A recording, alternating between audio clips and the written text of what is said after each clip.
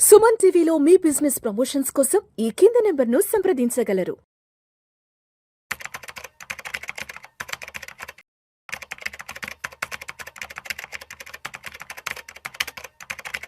నమస్తే, welcome to Suman TV. నేను విష్ణు. ప్రస్తుతం నాతో పాటు senior stock market analyst Ramachandramurthy గారు ఉన్నారు. సార్తో మాట్లాడదాం. సార్ నమస్తే. సార్ రామచంద్రమూర్తి గారు. నమస్తే విష్ణు గారు. రామచంద్రమూర్తి గారు, welcome to weekend market outlook analysis. Okay. ఒక్కసారి ఇవాళ వీకెండ్ ఫ్రైడే మార్కెట్లు ఎక్కడ క్లోజ్ అయినా చూద్దాం. ఇవాళ 24th జూలై ఫ్రైడే. సెన్సెక్స్ విషయానికి వస్తే 331 పాయింట్ల నష్టంతో 76,059 వద్ద క్లోజ్ అయింది. నిఫ్టీ విషయానికి వస్తే 102 పాయింట్ల నష్టంతో 23,767 వద్ద క్లోజ్ అయింది. బ్యాంక్ నిఫ్టీ విషయానికి వస్తే 101 పాయింట్ల లాభంతో 56,693 వద్ద క్లోజ్ అయింది. సో ఇవాళ మార్కెట్లో కొంత పెక్యులర్ సిచ్యువేషన్ కనిపిస్తుంది. సెన్సెక్స్ నిఫ్టీ నెగిటివ్ గా క్లోజ్ అయితే బ్యాంక్ నిఫ్టీ మాత్రం పాజిటివ్ గా క్లోజ్ అయింది.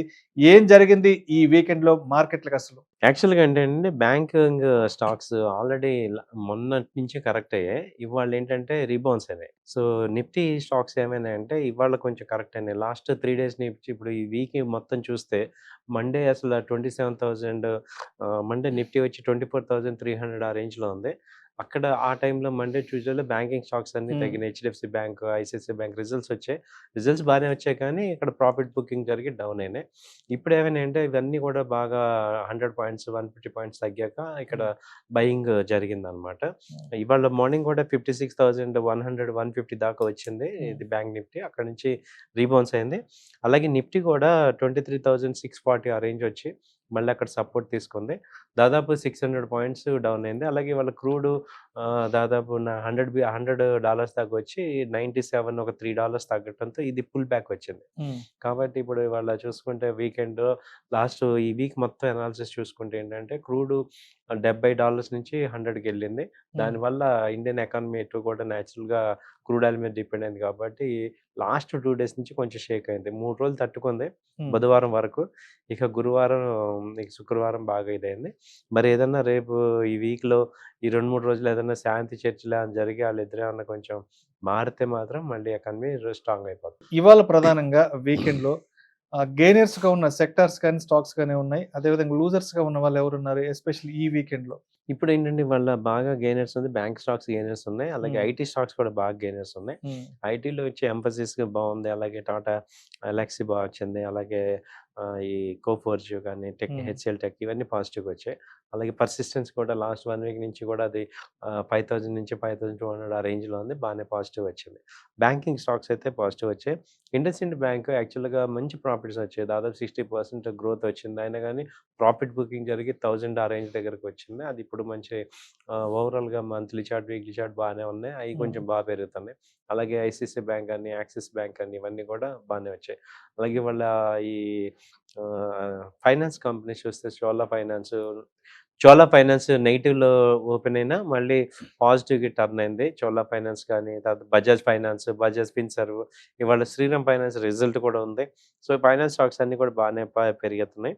బాగా పడిన స్టాక్స్ చూస్తే మేజర్గా ఈ నౌకరీ ఒకటి 3%, 2% డౌన్ అయింది. అలాగే చాలా స్లైట్గా ఓఎఫ్ఎస్ఎస్ వచ్చి 2% డౌన్ అవటం ఇలాంటివి జరిగింది. ఇండిగో అయితే రిజల్ట్ కొంచెం యావరేజ్గా వచ్చింది. దాంతో 2% డౌన్ మళ్ళీ రికవర్ అయింది.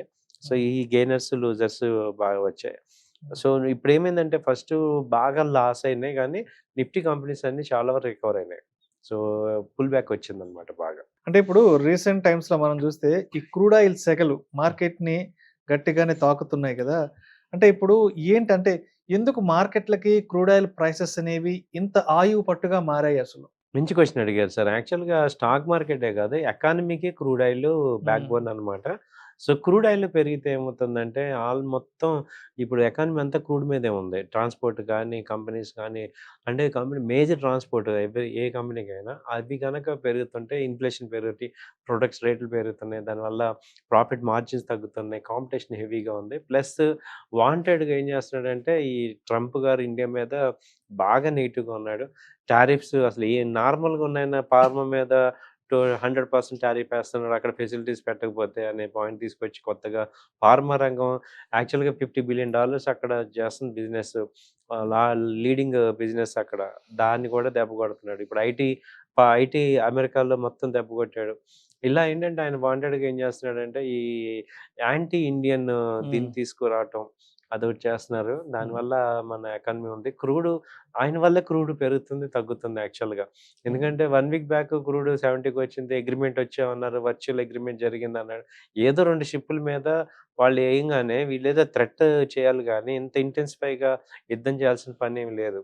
బట్ వాళ్ళ యొక్క అగ్రరాజ్యం యొక్క మన ఇది కనపడుతుంది. బట్ ఎవరో ఒకళ్ళు మరి మళ్ళీ మీడియేషన్ చేసి నార్మల్ చేస్తే గానీ మళ్ళీ సిట్యుయేషన్స్ నార్మల్ అవ్వవు. అప్పటి వరకు క్రూడ్ ఎఫెక్ట్ ఇండియా మీద బాగా ఉంటది సార్. మొన్న చూసాం కదా! లాస్ట్ 1 వీక్ బ్యాక్ ఆయిల్ లేక ఎంత ఇబ్బంది పడ్డారో. అవన్నీ కూడా మళ్ళీ రిపీట్ అవుతాయనే టెన్షన్ కూడా వస్తుంది. ఎందుకంటే మనకి మేజర్‌గా హార్మోజ్ నుంచే వస్తుంటాయి.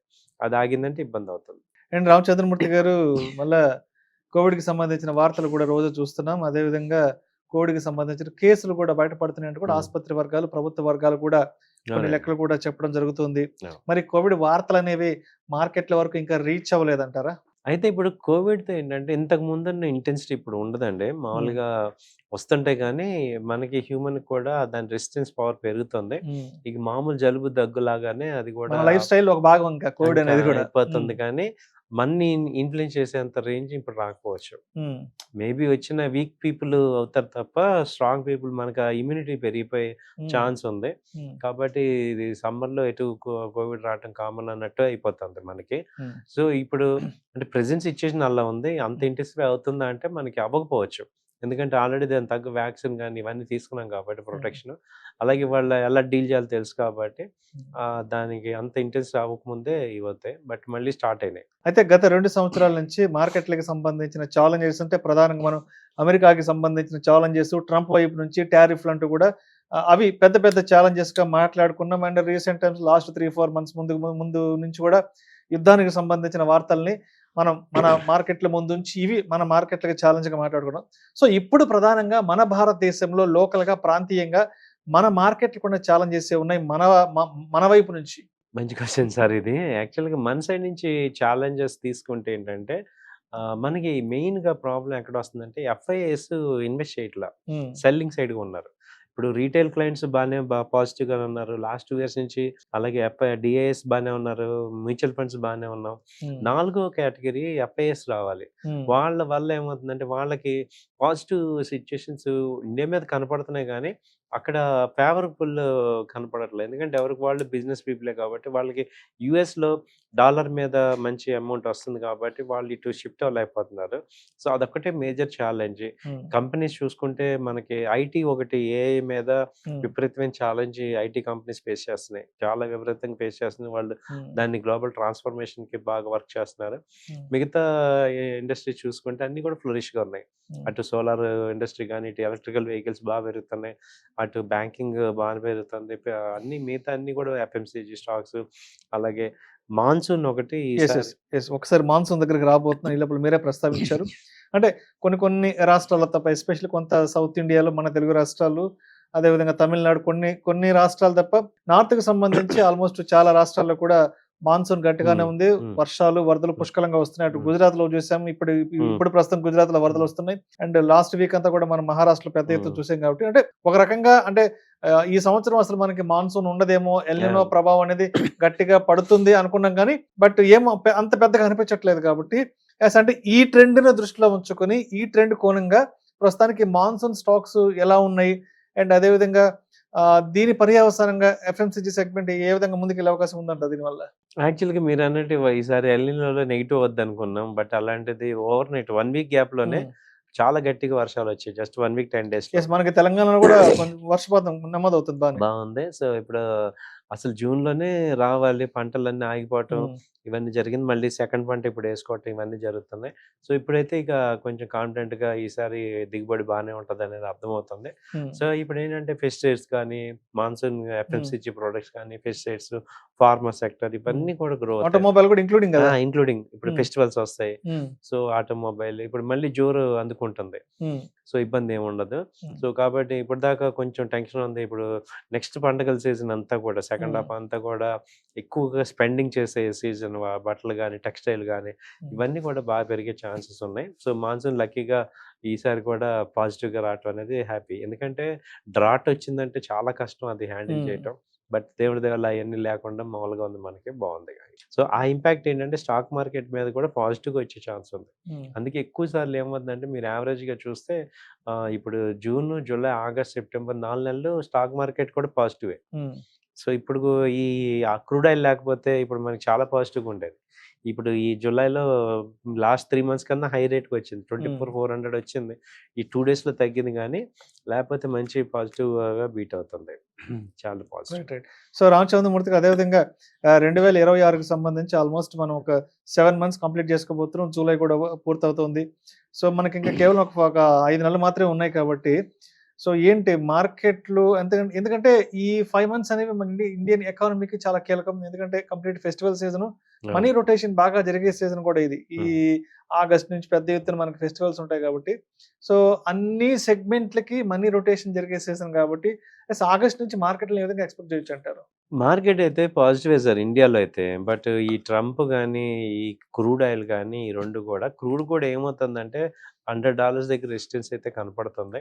మాక్సిమం ఇంకో $5కెళ్ళాక మళ్ళీ అందరూ కూడా ఒక అన్‌బేరబుల్ సిట్యుయేషన్‌కి వెళ్ళిపోద్ది కాబట్టి దాన్ని మళ్ళీ తగ్గించే ఛాన్స్ ఉంది. సో, ఈసారికి 80 అనేది $80 ఆ రేంజ్‌కి రావచ్చు. బట్ ఆయన కూడా ఏదో ఒక టైంలో అగ్రీ అవుతారు మళ్ళీ గూడా. సో, ఇంకొక 1 వీక్ 10 డేస్ యుద్ధం చేసుకున్నా మళ్ళీ మామూలవుతారు. సో, పాజిటివ్‌గానే ఉండే ఛాన్సెస్ ఉన్నాయి ఎఫెక్ట్ అంతా కూడా. సో ఈ వారం అంతా కూడా మార్కెట్లు ఆల్మోస్ట్ మిక్స్డ్‌గా అంటే మిక్స్డ్‌గా చెప్పండి ఎక్కువ కొంచెం నెగెటివ్ నష్టాల్లోనే నష్టాలు. ఎక్కువ ఉండడం జరిగింది. సో మండేకి మార్కెట్‌ని ఏ విధంగా ఎక్స్‌పెక్ట్ చేయొచ్చు? అదేవిధంగా మండే నాటికి ట్రేడర్స్ అండ్ ఇన్వెస్టర్స్ ఏ విధంగా సిద్ధంగా ఉండాలి మార్కెట్‌తో? మండే ఏంటంటే మండే, ట్యూస్‌డే కూడా ఈ యొక్క నెగటివిటీ కంటిన్యూ అవుతది గానీ డౌన్ విపరీతంగా అవ్వదు. హ్మ్. 23,700 మాక్సిమం ఇంకో 200 పాయింట్స్ 23,500 మేజర్ సపోర్ట్స్ వస్తాయి. ఇవి ఈ 4, 5 రోజుల తర్వాత నెక్స్ట్ వీక్ మళ్ళీ ఎక్స్‌పైరీ ఉంది.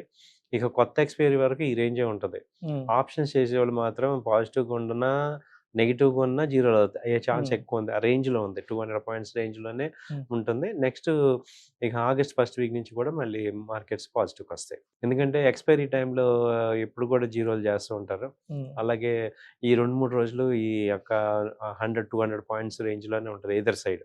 విపరీతమైన పాజిటివ్ అయితే ఉండదు. Right sir.